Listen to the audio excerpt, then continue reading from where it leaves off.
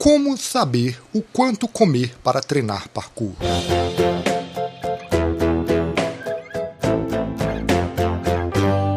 Fala galera, bem-vindos ao meu podcast. Eu sou o Luca Baeta e hoje é dia de parkour. Mas primeiramente vamos aos recados iniciais. Número 1, vai lá no teu agregador de podcast favorito e coloca para seguir. Avalie com 5 estrelas para ajudar na visualização por mais pessoas, principalmente porque eu estou começando esse podcast ainda.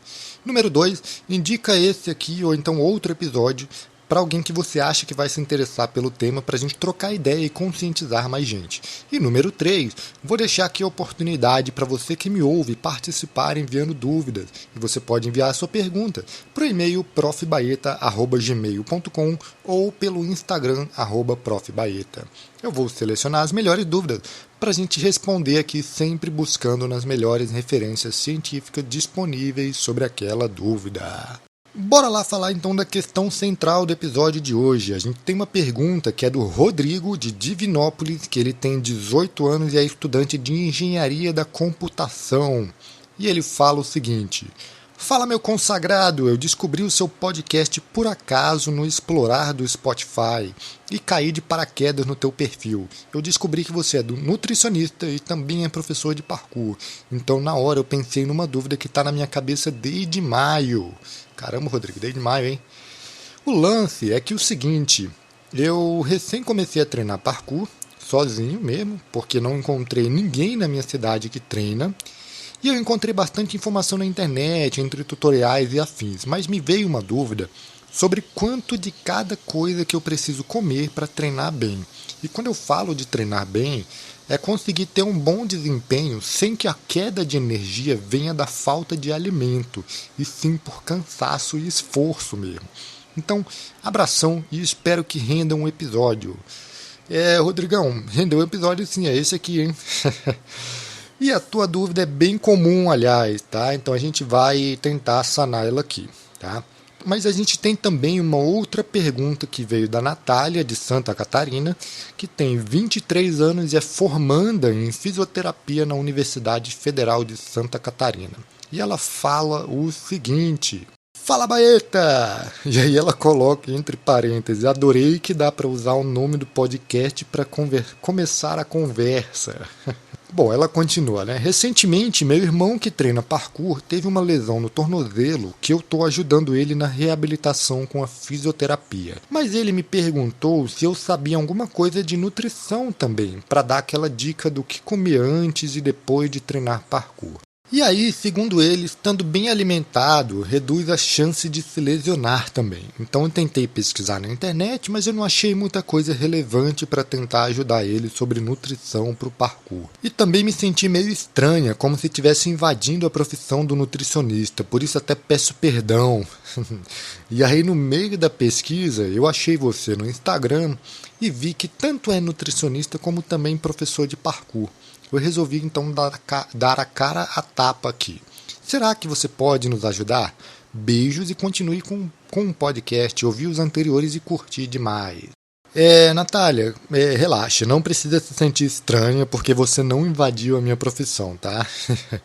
Pesquisar sobre nutrição qualquer um pode fazer, independente de ser formado ou não, tá? A treta seria se você estivesse prescrevendo dieta, suplemento, estivesse fazendo acompanhamento nutricional, sem ter essa formação, né? Mas relaxa, tá? E sobre as dúvidas, nós vamos cobrir elas aqui mesmo neste episódio. Mas vamos combinar uma coisa antes de tudo. Um atleta, tá? Que basicamente é o tipo de pessoa que a gente pensa quando a gente pergunta as coisas sobre esportes, né? Um atleta que vive do esporte, invariavelmente ele precisa de uma alimentação um pouco mais diferenciada do que a de indivíduos sedentários e fisicamente ativos, que é aquela galera que treina não necessariamente para participar de competição, mas às vezes é por lazer, às vezes é por bem-estar, às vezes é por emagrecimento, enfim, né? Mas os atletas precisam de tudo isso mais porque eles têm um aumento da necessidade energética de nutrientes por causa da prática em alto nível, né? Então eles precisam de uma ingestão maior do que os não atletas. Por exemplo, mais carboidrato, né? Porque eles compõem o glicogênio muscular e hepático, que é muito necessário para uma atividade em alto nível. E no caso dos atletas, na maior parte dos esportes, e dependendo da rotina de treino, da agenda de campeonatos, a gente sempre vai trabalhar com aquela ideia de que os estoques de carboidratos são limitados. Só que não de um jeito de ter menos, né? Porque muita gente, quando ouve que alguma coisa é limitada, imagina que é porque tem menos daquilo. Mas, na verdade, o sentido aqui é de muitas vezes precisar de reposição constante, porque eles estão sempre visando a máxima performance para a entrega de resultados, para trazer medalhas, para trazer troféus e prêmios em dinheiro e por aí vai. E aí, dependendo da intensidade e da duração dos treinos, muitos se valem daquela ingestão intratreino de géis e isotônicos com eletrólitos para dar conta daquela rotina exaustiva de trabalho muscular. Mas vamos lá, quando a gente fala de parkour, no geral a gente não tem uma única forma de treinar e a gente não tem uma característica universal. Então a gente tem muita heterogeneidade nos treinos. Então se você pegar uma amostra de praticante de parkour daqui do Brasil, por exemplo, você vai perceber que uma parcela treina de um jeito completamente diferente de outra, porque tem objetivo diferente dentro da prática. Tem gente que está querendo o alto nível para participar de competições mundo afora. Tem aqueles que só querem ter um corpo mais capaz, mais forte, mais ágil. Vai ter gente também que treina parkour para emagrecer, para vencer os seus medos, ou para aumentar o vocabulário de movimentos e por aí vai. Então, cada caso é um caso. Acaba que o trabalho, no fim das contas, ele tem que ser feito individualmente. E boa parte não treina como um atleta de ponta. E já que a gente não tem uma homogeneidade na forma de treinar, aqui nesse episódio eu vou assumir o parkour como uma atividade com mais estímulo intervalado, de intensidade moderada a alta, que esse é mais ou menos o padrão de treino clássico, né, entre aspas. E aí, para a gente responder a pergunta central de hoje, é melhor entender o que acontece no corpo para saber como se alimentar bem. Então a primeira coisa que eu quero colocar aqui é que, quando a gente faz um exercício de moderada e alta intensidade, a gente tem uma alteração no fluxo sanguíneo do trato gastrointestinal para os músculos que estão em atividade. Porque se a gente tiver mais circulação no trato gastrointestinal do que nos músculos, quando a gente precisa dele, nosso desempenho cai. Isso aconteceria, por exemplo, se você fizesse uma refeição logo antes de treinar. O seu corpo vai priorizar a digestão e a metabolização dessa refeição. Então pode gerar um desconforto gastrointestinal, inclusive, se você treinar com a barriga cheia. Mas aí tem gente que me pergunta, né? Tá, mas se eu não posso comer muito perto do treino, eu também preciso de um pré-treino também. Como é que fica esse pré-treino? Afinal, eu preciso comer algo para ter energia para treinar, né? Sim, você precisa. Só que o pré-treino não é próximo do horário do treino. O pré-treino, ele é, na verdade, 6 a 8 horas antes, às vezes até no dia anterior, dependendo de como é a tua rotina de treino. Porque a energia usada no treino é aquela que foi estocada 6 a 8 horas antes. E sim, você está achando que isso é muito absurdo, mas não. Entre digerir, você absorver, você metabolizar, leva bastante tempo, em média 6 a 8 horas. Claro que isso vai depender do tamanho da tua refeição, da composição dela, mas em média 6 horas, tá? E algumas particularidades entre substâncias que são comumente usadas em pré-treino são aquela famosa, né? A cafeína, a taurina, a teacrina. E essas 3 substâncias, elas são mais rapidamente absorvidas no intestino e elas têm uma ação ali variando de 15 a 45 minutos, tendo ali um pico em 1 hora, depois da ingestão, né? É por isso que existe, por exemplo, a recomendação de você consumir cafeína 30 minutos antes de treinar. Porque nesse tempo de 30 minutos, você está ali na média do tempo de ação dela. E já que eu falei da cafeína, da taurina, né, vale a pena falar dos energéticos também. Porque quando a gente vê que um energético é bom ou não, 99% das vezes é porque um tem mais cafeína do que o outro. E quase todos você vai ter taurina também. Então, todo o resto dos ingredientes acaba servindo mais para deixar o produto mais caro do que realmente fazer alguma diferença no teu desempenho assim. Dito isso, tomar energético não deveria ser regular. Se você precisa desse energético para ter desempenho bom, a tua alimentação e o teu sono não deve estar bom, deve estar uma porcaria, tá? Então, no contexto geral de saúde, você provavelmente não vai ter benefício nenhum duradouro, vai ser mais pontual.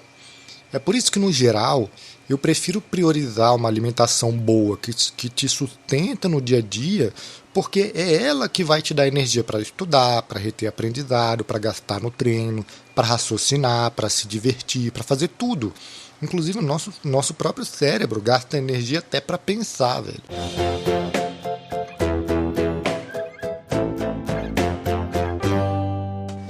Eu já falei aqui antes, né, que você ingerir coisa muito perto do treino vai te deixar meio mongol, né, meio devagar, pode te dar náuseas, enjoo, letargia, pode te dar aquela sensação de pesado, sabe? E é por isso que o rendimento pode cair. Por isso é importante pensar não só no que comer, mas em quando comer. Mas vamos falar primeiro do que, tá? Vamos pensar na tríade de macronutrientes que são importantes para nós: carboidratos, lipídios e proteína. Tá? A ciência ainda não tem recomendações específicas para praticante de parkour. Então, o que dá para a gente pensar é na ingestão energética similar à da DRI ou ligeiramente mais alta, se você considerar uma forma mais padrão de treinar parkour. DRI, para quem não sabe, é Dietary Reference Intakes, ou ingestão dietética de referência, né? Você vai encontrar como IDR também no português. As DRI são valores de referência para a ingestão de nutrientes baseados nos indivíduos e nos grupos, né? Dentro da DRI, a gente tem 4 valores de referência: a necessidade média estimada, que é a EAR, a ingestão dietética recomendada, que é a RDA, a ingestão adequada, que é a AI, e o nível de ingestão máximo tolerável, que é o UL. Só que isso aqui é só meramente informativo, tá? Eu não quero te fazer embolar a mente na hora de pensar nisso, tá?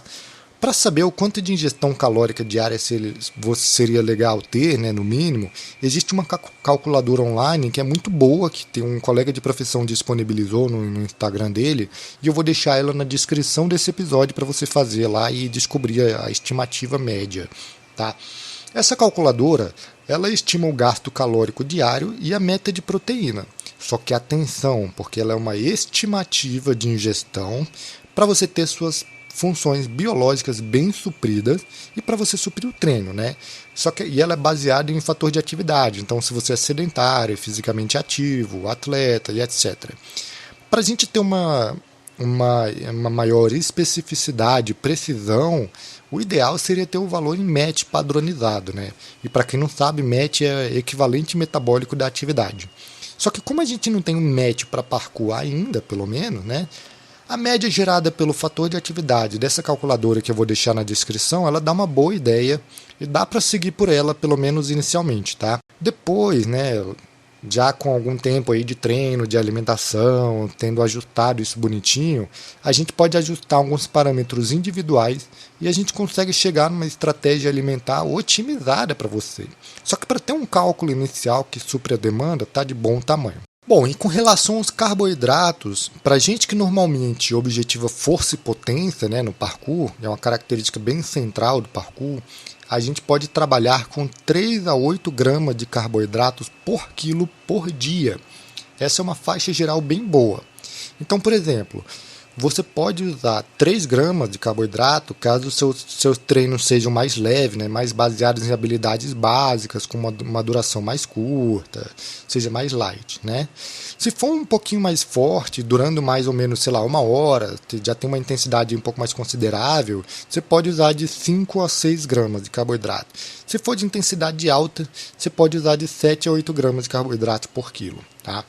Então, por exemplo, para mim, que tem 75 quilos, se eu for usar, por exemplo, 5 gramas de carboidrato, né, se eu for considerar que eu treino um pouquinho mais forte, meu treino dura mais ou menos ali 2 horas, tem uma intensidade já considerável, eu vou usar 5 gramas de carboidrato para cada quilo por dia. Isso dá, em média, 375 gramas de carboidrato para o meu dia, tá? Então, isso é só um exemplo.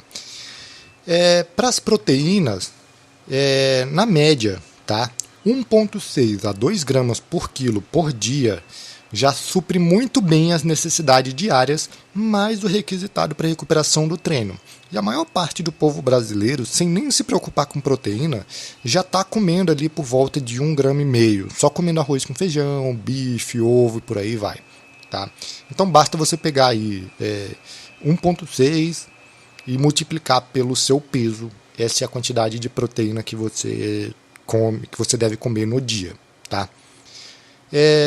Já para os lipídios, é legal a gente manter ali nos 15 a 20% da ingestão diária. E aí cabe o nosso querido açaí, que já é figurinha carimbada, né, entre os praticantes de parkour. Dá para você comer também abacate, azeite, castanhas. Então comer gorduras boas. E falando da ingestão de água, que é um rolê que muita gente não presta devida atenção, né? Só quando já está mais seco que o deserto, com dor de cabeça ou com energia super baixa, as informações que a gente tem são de que sedentários perdem em média ali 2 a 4 litros de água por dia, né? Dependendo de como é a rotina, e atleta de alto nível pode perder até 10 litros de água por dia. Então é muita coisa, tá? Então é legal que antes de treinar, e aí vamos falar de umas 2 horas antes de treinar, você beber de 5 a 10 ml por quilo para ficar bem hidratado para o seu treino e não ter queda de desempenho relacionada à hidratação. Então, por exemplo, se eu tenho 75 quilos, eu multiplico 5 ml por 75, dá 375 ml. E se eu multiplico 10 ml por 75 quilos, vai dar 750 ml.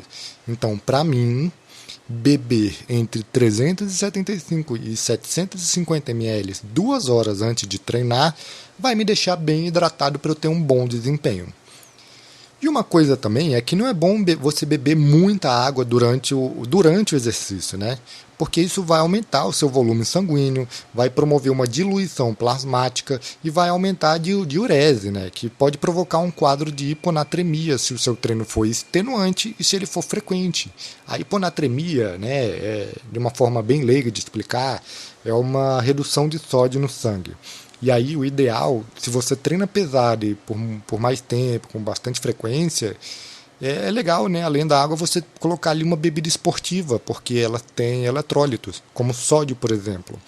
E se você treina num lugar muito quente, é o ideal que essa bebida esportiva ela tenha baixa concentração de carboidrato. Então, ali, de 4 a 6% das informações nutricionais dela tem que ser de carboidrato. Para você evitar o retardo no esvaziamento gástrico e reduzir a chance de você ter algum distúrbio intestinal relacionado a isso, tá?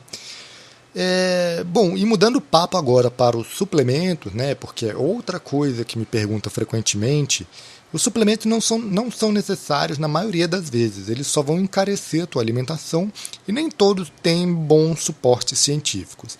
Dentre aqueles que têm bom suporte e usos bem apoiados são o whey protein, né, ou aquelas proteínas vegetais tipo de soja, de ervilha, a creatina, a cafeína e a beta-alanina. Essa última aí só em alguns casos também, tá? E não é que os suplementos sejam ruins, né? Eles têm o fator de praticidade, só que eles não devem ser a regra, né? Eles têm que ser usados em situações mais específicas. Então, preferir comida sólida quase sempre vai ser melhor, porque não tem só proteína, ou só carboidrato, ou só gordura. Ela tem a matriz alimentar toda, né, com vitaminas, minerais, fibras, etc., que também são muito importantes para a nossa saúde e para o nosso desempenho esportivo. E muitas vezes o suplemento ele não suplementa nada assim, né? Tem vezes que o suplemento ele apenas completa o que falta de caloria na tua ingestão. Então, por exemplo, se você tem que ingerir 2.500 calorias no dia, né? E por N motivos você só está conseguindo ingerir 2.300, você pode usar um suplemento aí para suprir essas 200 calorias faltantes, né? Para conseguir completar a meta. Só que será que o suplemento vai suprir tudo o que precisava de vitamina, de minerais, de fibras? Então tem que pensar nisso também, né? Nem todos os suplementos são completos, então você tem que avaliar caso a caso. Compensa muito mais você se organizar para comprar alimentos saudáveis, deixar preparado, congelar e só esquentar na hora de comer, ou então fazer preparos que não precisem de esquentar e só levar em marmitas, lancheira ou etc. Então, resumindo até agora, tá? A cautela é maior com o atleta de ponta, né? Porque é o pessoal que treina 2 a 3 vezes ao dia em alta intensidade. E atletas assim têm acompanhamento de uma equipe multiprofissional que monitora eles 24 horas por dia. Então não é um ser humano normal. E se você quiser saber a média das suas necessidades calóricas, você pode dar uma olhada no link que está na descrição desse episódio. E aí você pode fazer o teu cálculo, mas sempre lembrando que os resultados que vão dar lá são apenas uma média, uma estimativa. Se você quiser mais especificidade, bora marcar uma consulta, manda um contato aí. Em questão de quantidade de carboidrato, né, você pode manter naquela faixa dos 3 a 8 gramas por quilo por dia, né, prestando atenção naquelas diferenças citadas, né, antes sobre a intensidade do treino, isso já vai cair muito bem. Sobre as proteínas, na prática de 1,6 a 1,8 até 2 gramas de proteína por quilo vai suprir a maioria esmagadora das pessoas que treinam bem. E sobre gordura, manter ali na média dos 15 a 20% da tua ingestão total, buscando mais fontes saudáveis, tipo açaí, né, sem aquele bando de complemento maluco, abacate, azeite, castanha diferentes e por aí vai. E sobre a água, tem uma coisa que eu não falei antes, né? Tem uma continha que você pode fazer que é para calcular a quantidade diária total, né, de água.